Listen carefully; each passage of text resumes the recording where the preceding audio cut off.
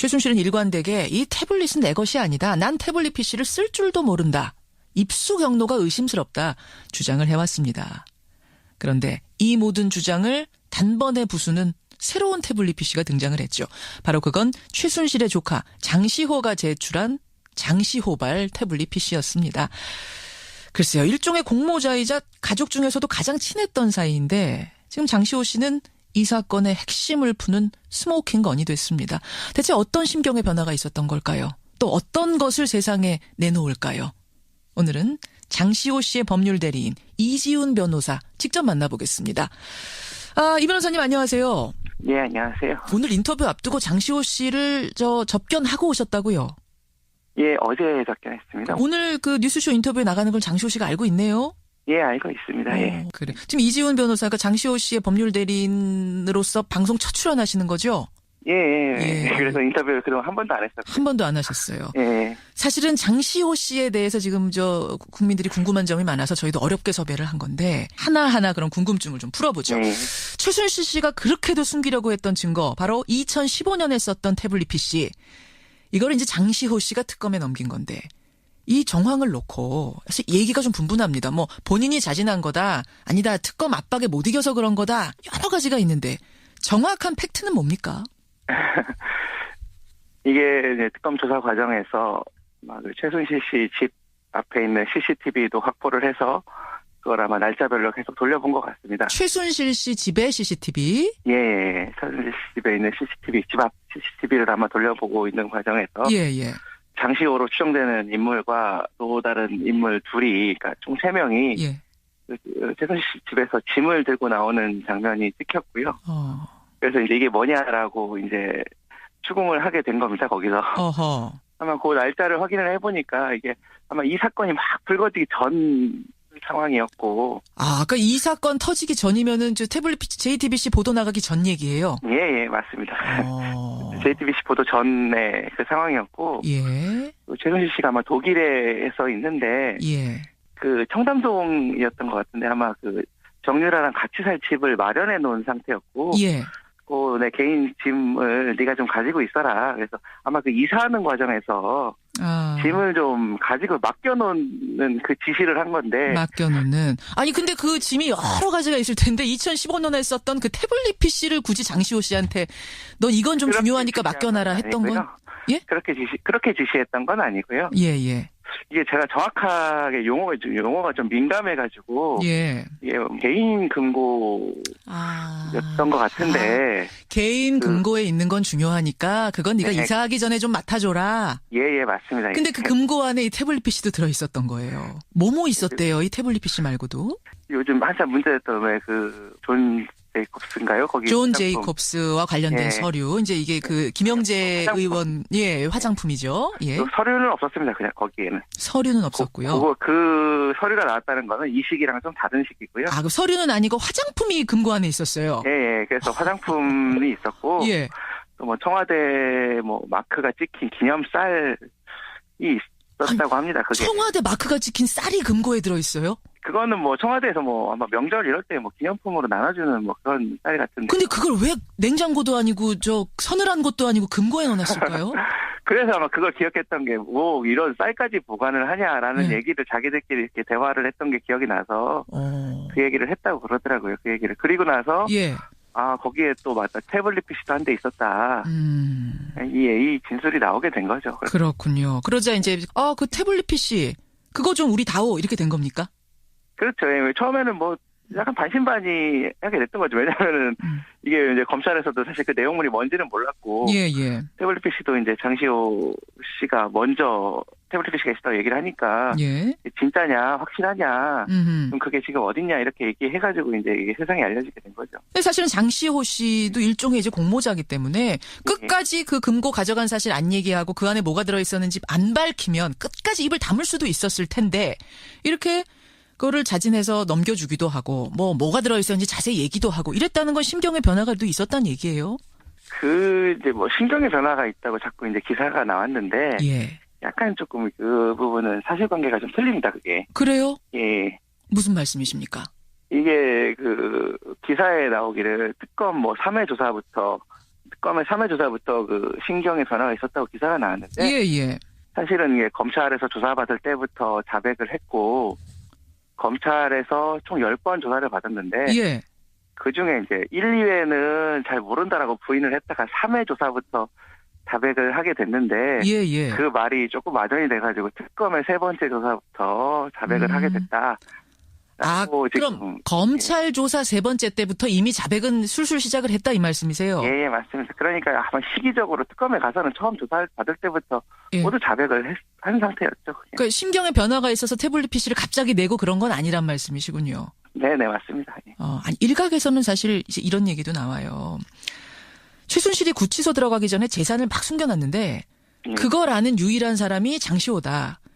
그래서 이모는 분명히 형을 오래 살고 뭐 이럴 테니까 본인은 빨리 나와서 그 재산을 가져가려고 그러려고 일부러 태블릿 PC 넘기고 이것저것 증거 넘기고 다 지금 술술 진술하는 거다. 이런 분석을 하는 사람도 있더라고요. 어떻게 보세요?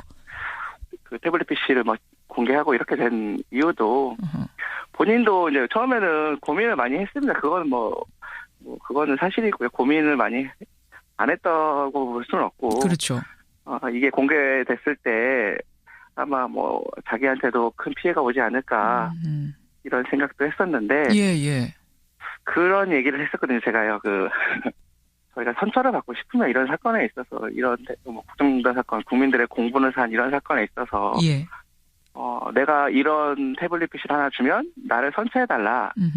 이런 조건은 사실은 의미가 없죠. 그런 부분들은 오히려 선처를 받고 싶다면 그 사람의 마음을 움직여라. 진정성 있게 본인이 반성을 하고 자백을 하고 있는 그대로 밝히고 빨리 국민들한테 조금이라도 용서를 받고 싶다면 실체를 정확하게 밝히는. 그렇게 설득하셨군요. 그러니까 변호사님이. 다시 선처를 진짜 받고 싶으면 증거 하나 넘기면 얼마 저 형량 줄어들고 이게 아니라 국민들 마음을 움직여라. 지금이라도 뉘우치고 확실하게 뉘우치고 낼 거 있으면 확실하게 내라. 그랬더니 장시호 씨가 뭐라 그래요? 그런 얘기 하니까. 많이 공감을 했습니다. 굉장히 그때도 이 얘기를 가지고 좀 오랜 시간 얘기를 했었고. 예. 본인도 많이 거기에 대해 수긍을 했고 그게 맞는 얘기 같다. 변호사님 얘기가 맞는 것 같습니다라고 해서. 예. 그렇게 태블릿 PC 같은 거 제출하게 된 거죠. 이제 그 재산 이모의 재산을 아는 유일한 사람이기 때문에 그거 가로채려고 이렇게 했다. 이것도 그러니까 아니란 말씀이신 거죠? 헛소문이란 말씀이신 그 부분은 처음부터 고려 대상도 아니었습니다. 그래요. 아들에 대한 사랑이 대단하기 때문에 그것도 마음을 움직인 내가 뭐라도 다 털어놔야겠다라고 생각하는데 결정적인 영향을 줬을 거다. 이건 맞습니까? 그런 부분도 있겠죠.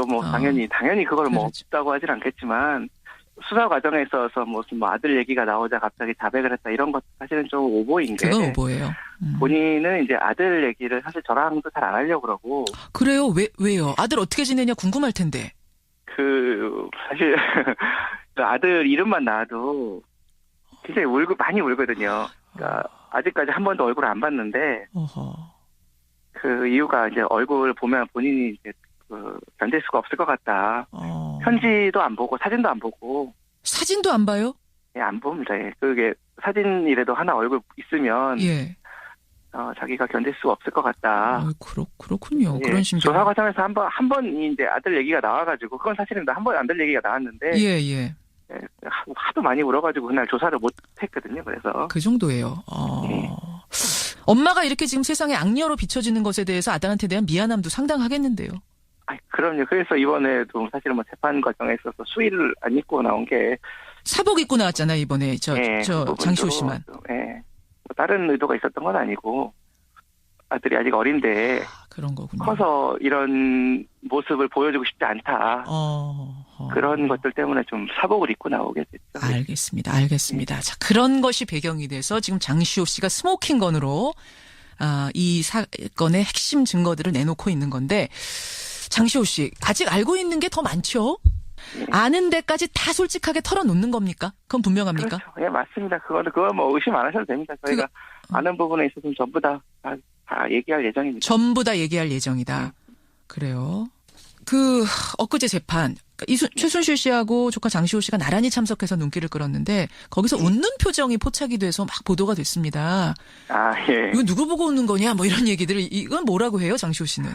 아니요 그건 저도 같이 옆에 있었는데 그게 아마 검사님이랑 인사하는 과정에서 검사 조사받던 그 검사하고 예, 맞은편에 계시니까 인사하는 과정에서 검사님에게 반가워서 이렇게 인사해 주시니까 예. 아마 고개 숙여서 인사하다가 이렇게 약간 미소 짓는 모습이 이렇게 찍혔는데 그게 딱 찍힌 거군요. 예, 그 부분은 저도 뭐 봤습니다. 아니 최순실 씨하고는 눈도 한 번 안 마주쳤다. 이거는 사실이에요? 진짜 안 마주쳤어요? 그것도 사실 약간 조금 오해가 있으신 것 같은데. 그래요? 만약에 눈을 맞추고 서로 인사를 했으면 또 어떻게 기사가 나왔겠나요? 어느 사건이든 공범간에는 서로 눈을 맞추지 않습니다. 꼭 이 사건이 그런 게 그래요? 아니라 또 괜히 오해를 사는 행동들이기 때문에 뭐 눈을 마주치고 인사하거나 그러진 않죠, 서로. 예, 원래 그렇군요. 원래 뭐 굳이 인사했다가 둘이 뭘 지금 뭐 교감을 주고받았다 뭐 이런 것도 나올 수 있으니까. 그렇죠. 만약에 이제 눈을 마주쳤으면 더 큰 기사가 나왔겠죠. 근데 사실 지금 감정이 좋진 않을 거 아니에요, 서로 간에. 그건 사실이잖아요. 그거는 맞습니다. 아마 감정이 많이 안 좋으신 것 같더라고요. 다 조카가, 장시호가 다 했다라고 말씀하시는 거 보니까.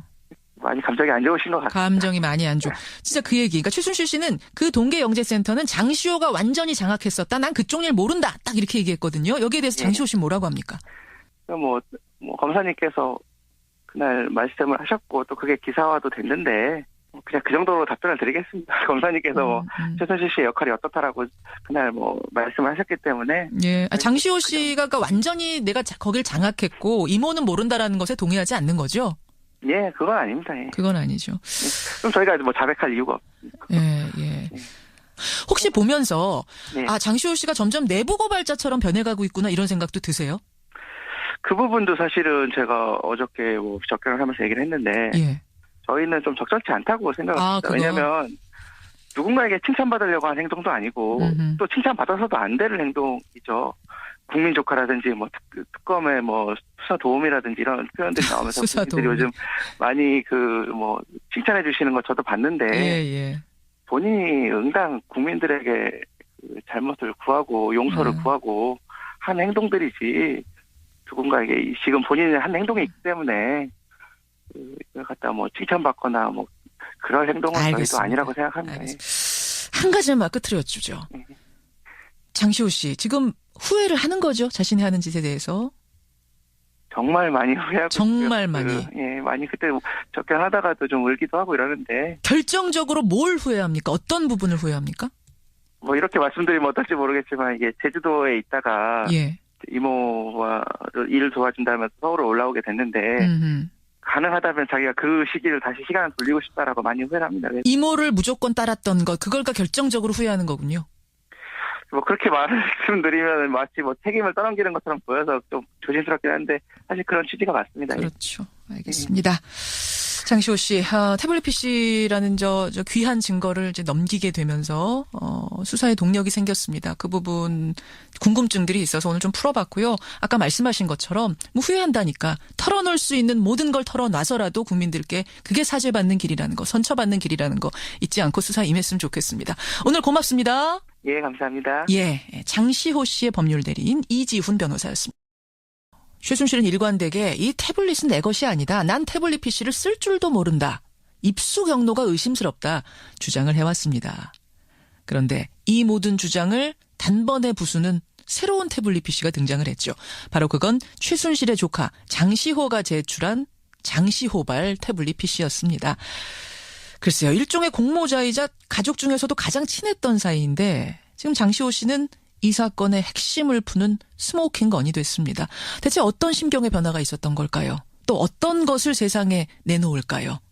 오늘은 장시호 씨의 법률 대리인 이지훈 변호사 직접 만나보겠습니다. 이 변호사님 안녕하세요. 네, 안녕하세요. 오늘 인터뷰 앞두고 장시호 씨를 접견하고 오셨다고요? 예, 어제 접견했습니다. 오늘 그 뉴스쇼 인터뷰에 나가는 걸 장시호 씨가 알고 있네요? 예, 알고 있습니다. 예. 그래. 지금 이지훈 변호사가 장시호 씨의 법률 대리인으로서 방송 첫 출연하시는 거죠? 예. 그래서 인터뷰를 그동안 한 번도 안 했었어요. 한 번도 안 하셨어요. 예. 사실은 장시호 씨에 대해서 지금 국민들이 궁금한 점이 많아서 저희도 어렵게 섭외를 한 건데 하나하나 그런 궁금증을 좀 풀어보죠. 최순실 씨가 그렇게도 숨기려고 했던 증거, 바로 2015년에 썼던 태블릿 PC. 이걸 이제 장시호 씨가 특검에 넘긴 건데 이 정황을 놓고 사실 얘기가 좀 분분합니다. 본인이 자진한 거다, 아니다, 특검 압박에 못 이겨서 그런 거다, 여러 가지가 있는데 정확한 팩트는 뭡니까?